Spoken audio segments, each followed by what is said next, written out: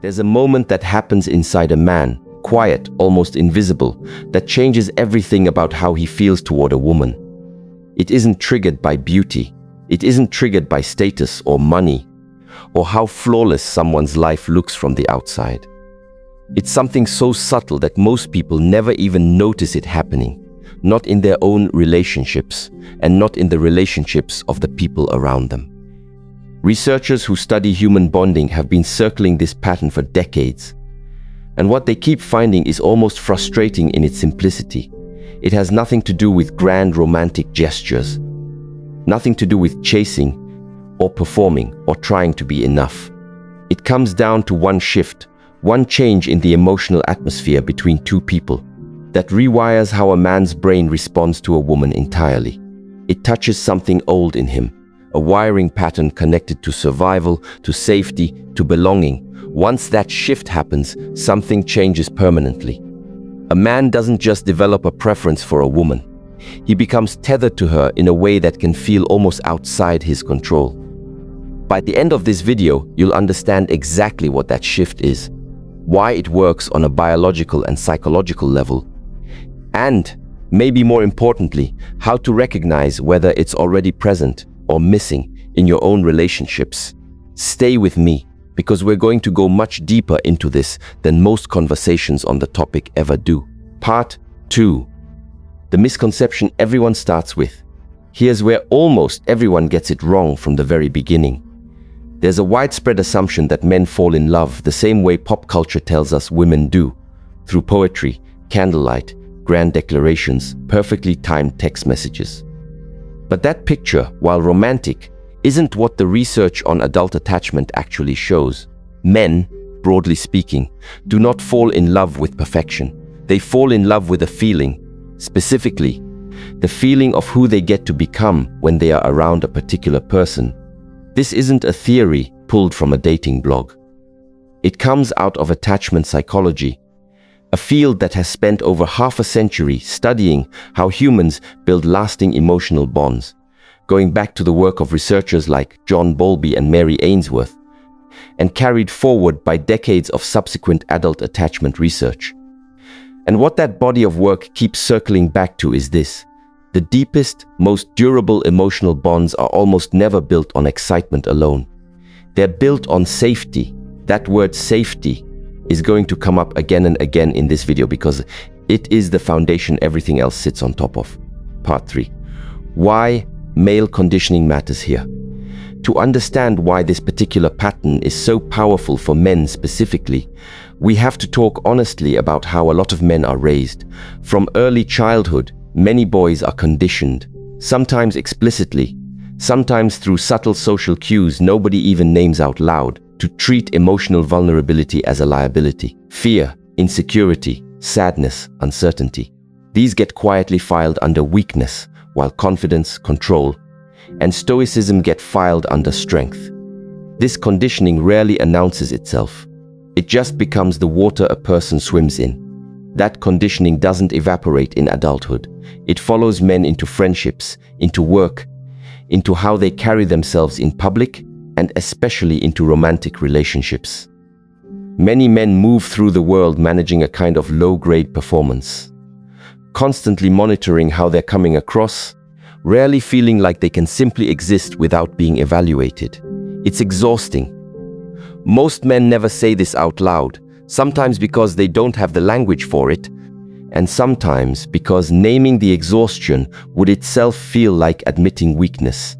This is exactly the backdrop against which the psychological shift we're discussing today becomes so powerful.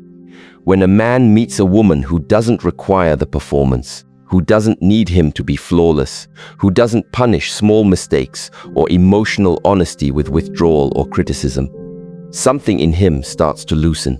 That loosening isn't weakness, it's relief. An emotional relief, it turns out, is one of the most powerful bonding experiences a human being can have. Think about anyone in your own life who made you feel instantly at ease. Someone you didn't feel the need to filter yourself around. chances are you felt pulled toward that person, even if you couldn't explain exactly why. That pull wasn't random. It was your nervous system recognizing safety. And safety, as we're about to explore, sits underneath almost every lasting emotional bond that has ever existed.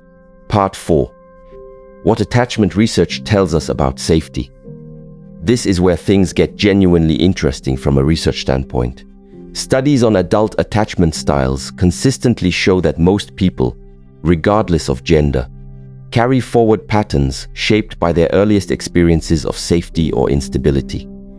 If a man grew up in a household where love felt conditional, where affection had to be earned through achievement, good behavior, or emotional control, he often carries that blueprint into his adult relationships without ever consciously choosing to. He might, without realizing it, seek out partners who recreate that same dynamic, chasing approval, walking on eggshells, feeling like love has to be earned rather than simply received.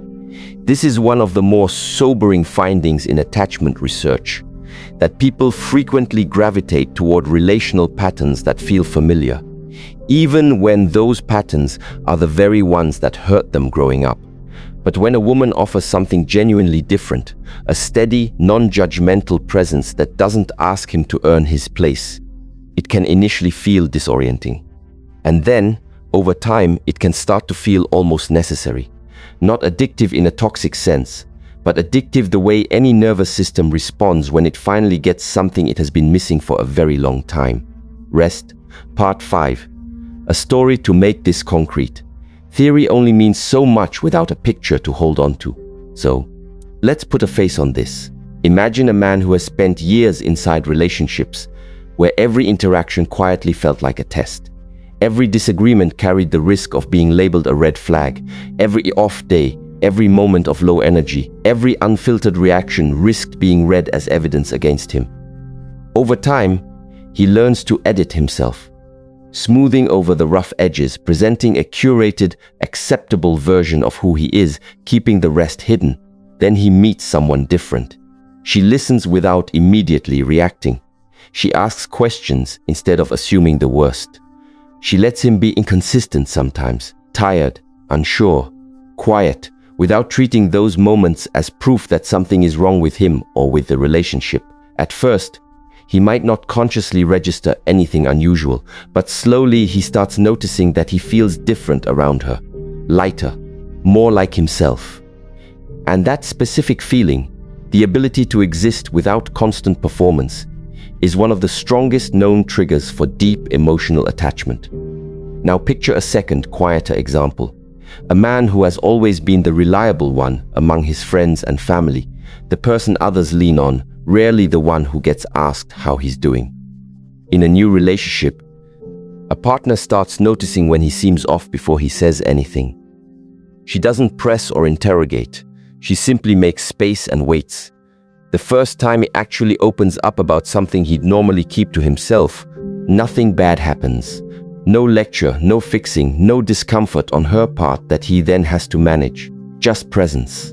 That single interaction can do more for attachment than months of grand gestures. Because it teaches his nervous system something it didn't know before. It's safe to not be okay here. To be clear, none of this is about being passive, having no standards, or tolerating poor treatment. It has nothing to do with ignoring genuine red flags. What we're describing is a specific psychological skill, emotional regulation, and the ability to stay calm and grounded during small, ordinary moments of imperfection. Part 6. Emotional attunement defined. Psychologists have a name for this skill. Emotional attunement. The capacity to understand and respond to another person's emotional state without becoming overwhelmed or reactive yourself. Women who are emotionally attuned don't shut down, escalate, or spiral when a man expresses frustration, confusion, or vulnerability. They stay present, they stay curious, and that steadiness sends an unmistakable signal to his nervous system. You are safe here. You don't have to protect yourself around me. Repeated exposure to that signal changes something at a physiological level. His guard lowers piece by piece, often so gradually that he doesn't notice it happening, until one day he realizes he has fallen for her without ever consciously deciding to. But safety alone isn't the entire equation. There's a second pillar, just as important as the first, part 7, the experience of being truly seen. That second pillar is the experience of being seen, not admired for surface-level traits, not complimented on arbitrary things, but genuinely understood and accepted for who someone is underneath the layers they show the rest of the world. Most people move through life feeling somewhat invisible, even in crowded rooms, even inside long-term relationships. They sense that others are responding to a version of them rather than the full, complicated truth of who they are. This is especially common for men, who are frequently socialized to mask emotional depth behind humor, confidence, or detachment. When a woman takes the time to notice small details, the way his mood shifts after a difficult day, the things he doesn't say directly, the fears he only hints at, something in him shifts. He feels seen in a way that's genuinely rare, and once a person experiences being truly seen, they rarely want to let that feeling go. In practice, this isn't about analyzing his every word like a detective, or performing active listening as a technique. It's about presence without an agenda. It's remembering the small thing he mentioned once, in passing, and bringing it up later, not to manipulate, but because you genuinely cared enough to hold on to it. That creates the experience of being valued as a specific, complex individual rather than as a role or a category. Part 8. The independence paradox. Here's a finding that surprises a lot of people, especially those who assume that confidence and independence push men away. The research actually points the other direction. Men are generally not drawn to partners who need to be rescued or whose entire identity is organized around the relationship. They're drawn to women who have their own sense of self, their own interests, their own emotional stability that isn't entirely outsourced to external validation. This isn't about playing games or pretending not to care or manufacturing detachment as a strategy. It's about genuine internal security. When a woman is grounded in herself, it removes an enormous amount of invisible pressure from the relationship. He isn't left feeling responsible for managing her moods, repairing her insecurities, or constantly reassuring her sense of worth. Instead, he gets to experience partnership rather than dependency. And partnership tends to produce admiration, while dependency, even well-intentioned, tends to produce quiet exhaustion over time. Part 9. Reciprocal vulnerability. This brings us to a concept researchers sometimes call reciprocal vulnerability. The idea that emotional openness works best when it eventually flows in both directions. A woman who consistently creates safety, who listens without judgment, who allows imperfection, often finds that the man in her life gradually begins to open up in return. He starts sharing things he normally keeps buried, fears about failure, doubts about the future, memories from childhood that quietly shaped who he became. When that vulnerability is met with acceptance instead of criticism, an emotional bond forms that goes far beyond physical attraction or surface-level compatibility. This is the kind of bond that makes a man think about someone constantly. Not because he's obsessed, but because, often for the first time, he feels like he can be fully human around another person without risking their respect. Part 10. Do you have to change who you are? At this point, you might be asking, does this mean I need to become a different person to make someone fall for me?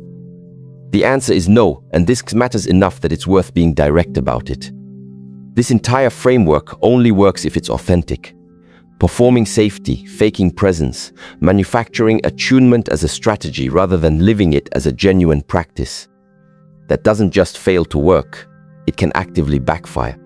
Nervous systems are remarkably good at detecting inconsistency.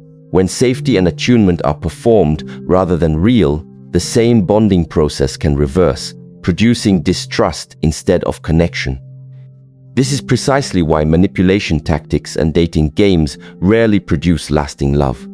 They can generate short-term attraction, but they cannot produce the deep neurological and emotional bonding described throughout this video. because that bonding requires authenticity as its foundation, not its accessory. Part 11. Building this in real life. Where to start? So how does this translate into your actual everyday relationships?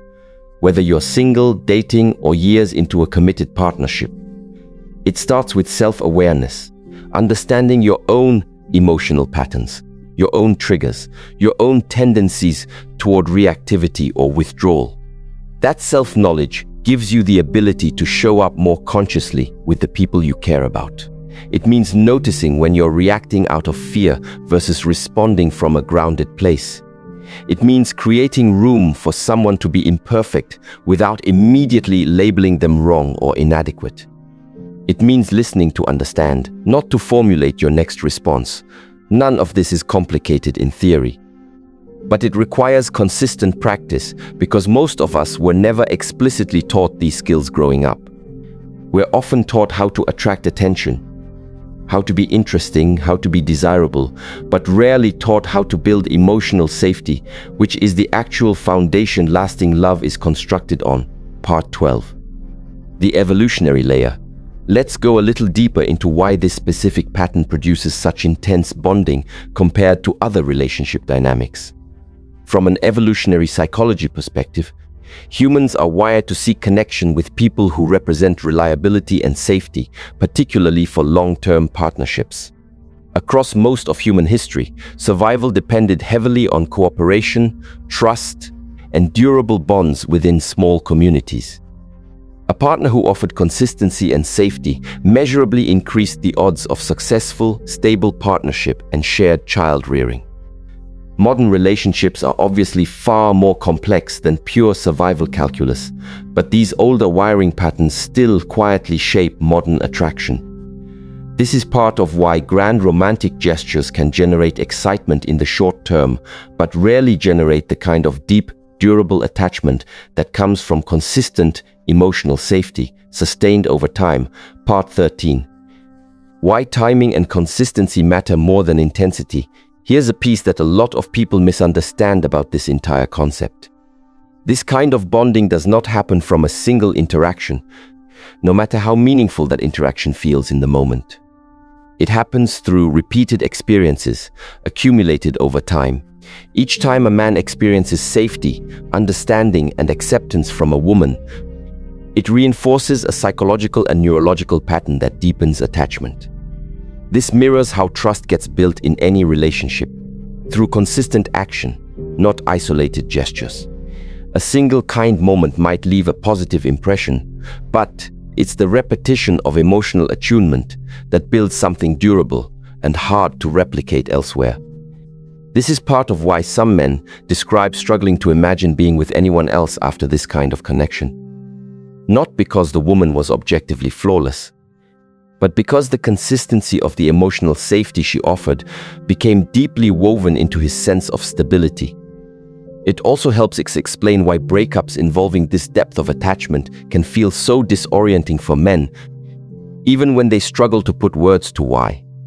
When someone has provided consistent emotional safety over an extended period, losing that safety can feel like losing a fundamental sense of stability, not just losing a partner.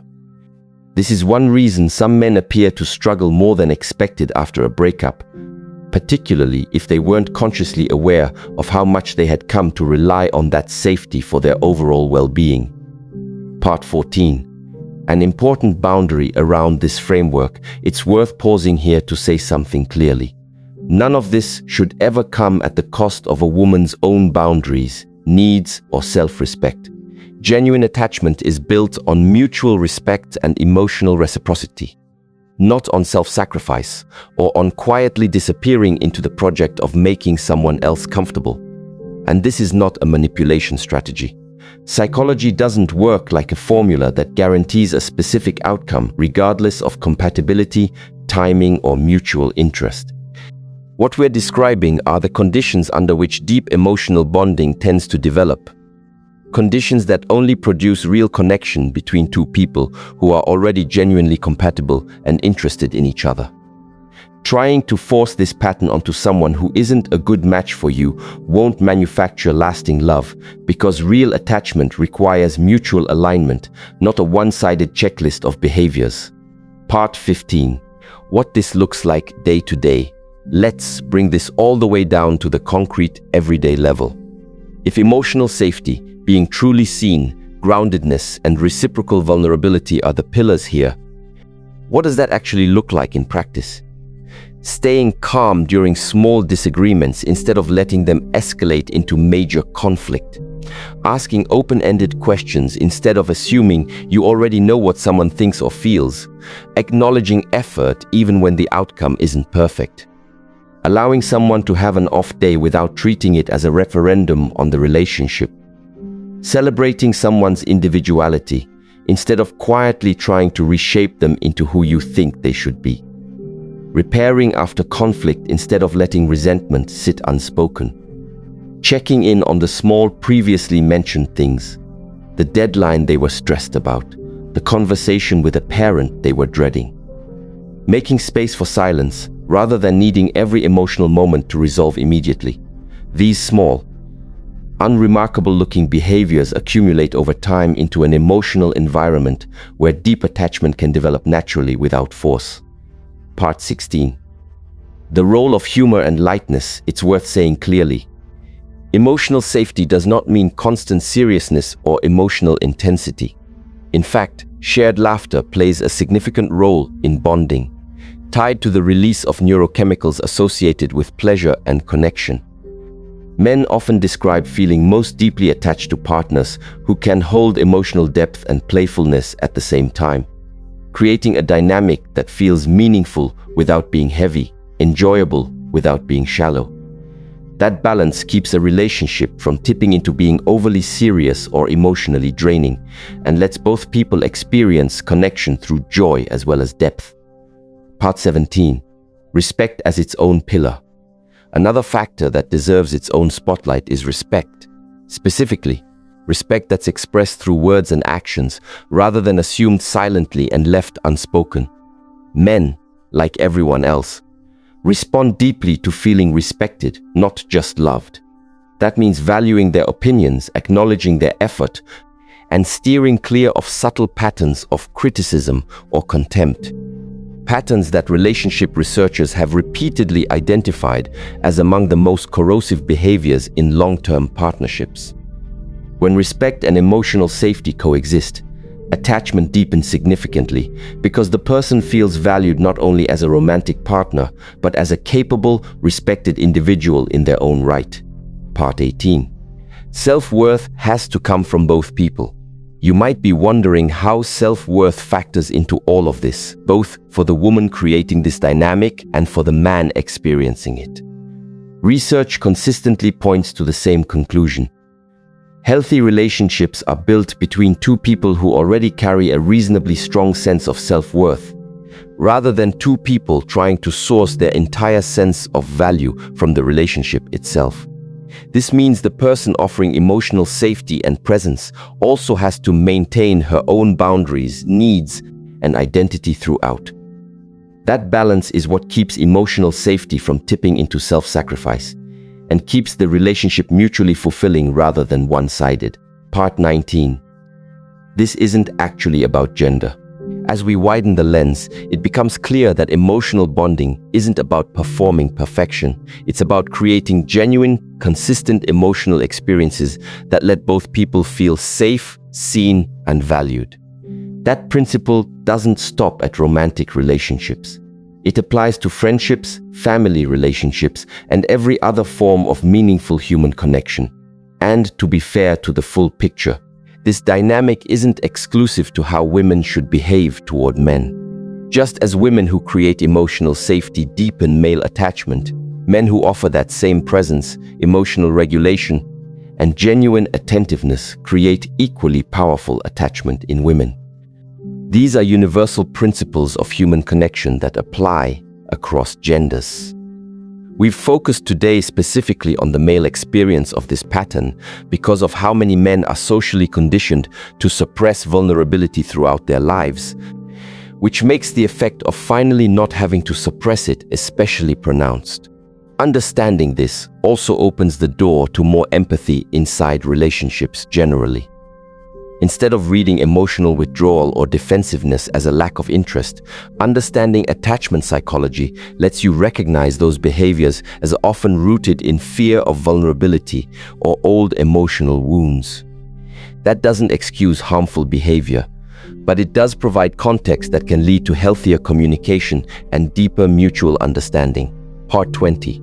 Common mistakes people make with this idea. Before we wrap up, it's worth naming a few ways this concept commonly gets misapplied because misunderstanding it can do real damage. Mistake 1. Treating safety as passivity.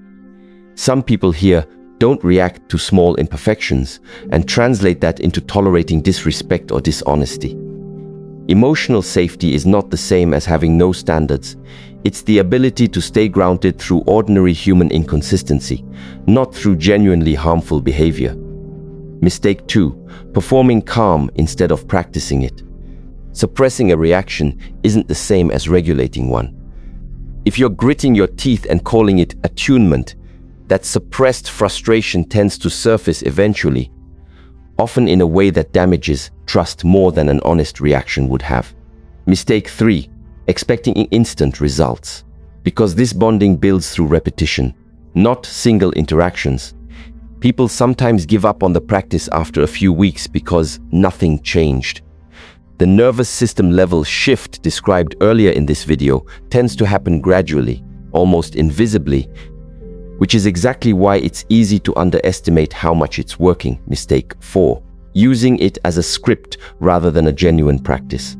Because authenticity is a core requirement here, treating these behaviors as lines to recite rather than a way of actually showing up tends to be detectable, and, as covered earlier, can erode trust rather than build it. Part 21. Signs this dynamic is already present in your relationship.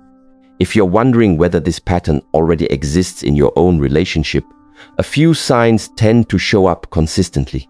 Disagreements tend to resolve without either person needing to win. Off days are met with curiosity rather than suspicion. Both people share things they don't share with anyone else. Neither person feels like they're performing a curated version of themselves. Apologies and repair happen relatively easily after conflict. There's a baseline sense of humor and lightness, even during hard stretches. If several of these already feel true, that's a strong indicator of a healthy emotional foundation.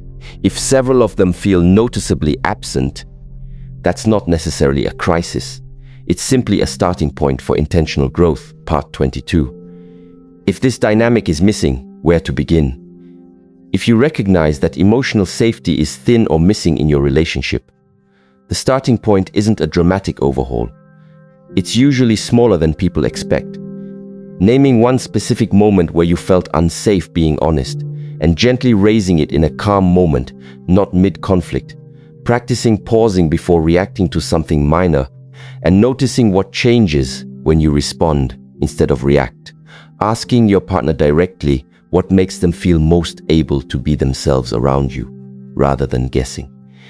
Being willing to be the first one to show a small piece of vulnerability, since reciprocal vulnerability usually needs someone to go first. Revisiting this practice consistently rather than treating it as a one-time conversation. Remember, this is built through repetition, not a single breakthrough moment. Part 23. A personal reflection. Before we close, take a moment to think honestly about your own relationships, past or present. Think about the moments when you felt the safest, the most understood, the most genuinely seen by another person. What specifically created that feeling for you? Was it something someone said, or, just as often, something they deliberately didn't do, like judge you or dismiss what you were feeling? Understanding your own emotional patterns is just as important as understanding someone else's, because self-awareness is the foundation everything else in this video gets built on. Part 24. Closing thoughts. So here's the question I genuinely love for you to sit with. Have you ever experienced this specific kind of emotional safety in a relationship? The kind where you felt truly seen and accepted without needing to perform or hide parts of yourself. Or, on the other side of it, have you ever been the person offering that safety to someone else and noticed how deeply it changed the relationship over time? If anything in this video resonated with you, take a moment to think about how you might apply these ideas in your own life. Not as a strategy to manipulate an outcome, but as a genuine practice for building lasting connection with the people who matter most to you. Because in the end, that's really what this entire conversation has been about. Not performance, not perfection, but the quiet, repeated, authentic experience of making someone feel safe enough to be fully themselves.